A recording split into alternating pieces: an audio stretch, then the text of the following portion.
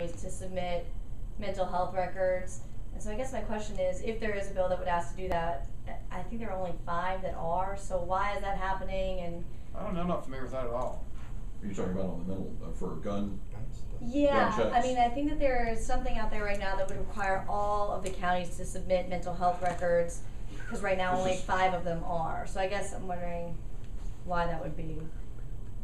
I'll have to get the bill and I'll look at it. I really don't know. Okay. I think it may have been, she might know, but I mean, that was your bill, right, dealing with the mental health There's records? one mental health getting record. the records of It's Senate Bill 645. of non-committal or involuntary committals to get the records of the Right. Department of Well, Safety. the bottom line is, Senator Hale, at my behest, had a bill that did deal with requiring certain notifications. If you felt somebody was a credible threat against an individual, then that they have to notify the law enforcement if that happens. And I worked with Doug Barney a lot.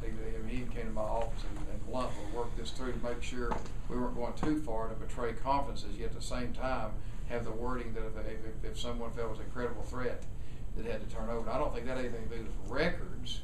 That had simply to do with somebody, making law enforcement aware that there has been a what they felt was a credible threat against a specific individual.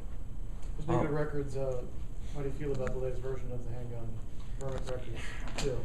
You know where I am. I mean, I literally don't want it closed. I may end up losing on this. I've talked to several others.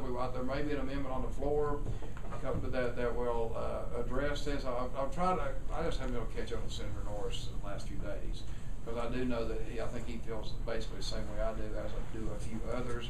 The record shouldn't be closed. And I think I have to think this amendment through, what we talked about there, that we could do that. Actually, it gives a right of action from an individual whose name is published in the newspaper without their permission, dealing with gun carry permits. The problem is, honestly, getting around it, and I don't want to that sounds the wrong way of putting it, making sure we protect the First Amendment, which I want to do, yet keep it being abused by publishing something just for sensationalism. It's hard to put that down on a piece of paper. It is. We've tried several ways to get to that, and even I think there may be a possibility that even we do what I'm talking about here, that if your name is published without your permission from this list, it gives you a cause of action against the person who published it. If that's challenged, I don't know where that would end up. But at the same time, it's about as close as I can get and get. What about somebody who committed a crime? See, there we go. There you go. Well, I mean, I help me out here. The only time that it's ever been published is when, someone has been charged with a crime. No. In your newspaper. Well, we have the database, but that's just something that people can look up. It's not like it's the entire 400,000 is published. I call that published.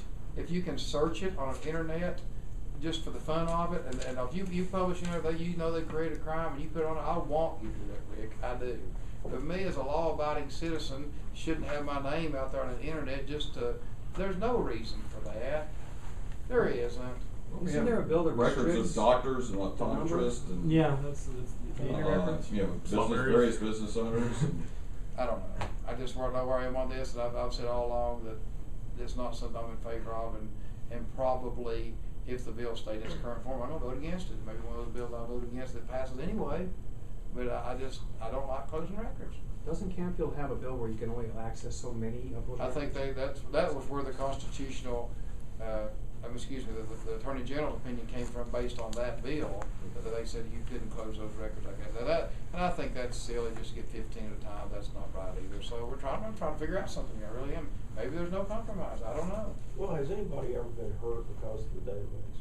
Probably not. It's just a principle thing. Nobody's ever been hurt by somebody printing a National Enquirer or something silly, I guess.